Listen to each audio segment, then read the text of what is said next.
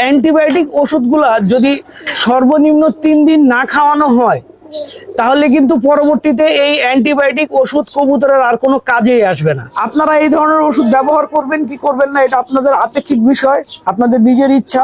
আসসালামু আলাইকুম দর্শকবৃন্দ, কি অবস্থা সবার, কেমন আছেন আপনারা? আপনাদের সবাইকে আমাদের নতুন একটা ভিডিওতে স্বাগতম। দর্শকবৃন্দ, অনেক সময় আসলে আমাদের কবুতরের সবুজ পায়খানা হয়, তারপর আপনার সাথে ঠান্ডা থাকে, সাথে মনে করেন বদহজমের একটা ভাব থাকে।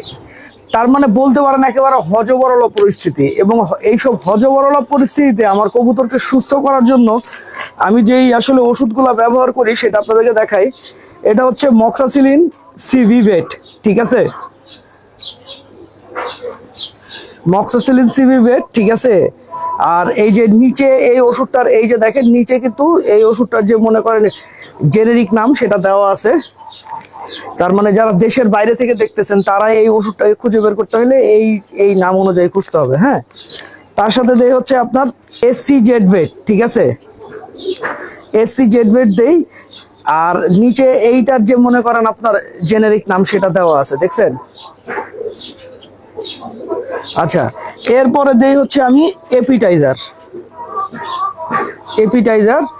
এই তিনটা ওষুধ আমি আসলে ব্যবহার করি। এই দুইটা ওষুধ হচ্ছে লিটারে 1 গ্রাম করে থাকে, আর এইটা থাকে হচ্ছে লিটারে 2 গ্রাম। এই তিনটা ওষুধ কবুতরের অবস্থা যখন সিরিয়াস খারাপ থাকে ওই মুহূর্তে আমি ব্যবহার করি। একটু আগে যে কটা ওষুধ দেখালাম এর মধ্যে 2টা ওষুধই কিন্তু অ্যান্টিবায়োটিক।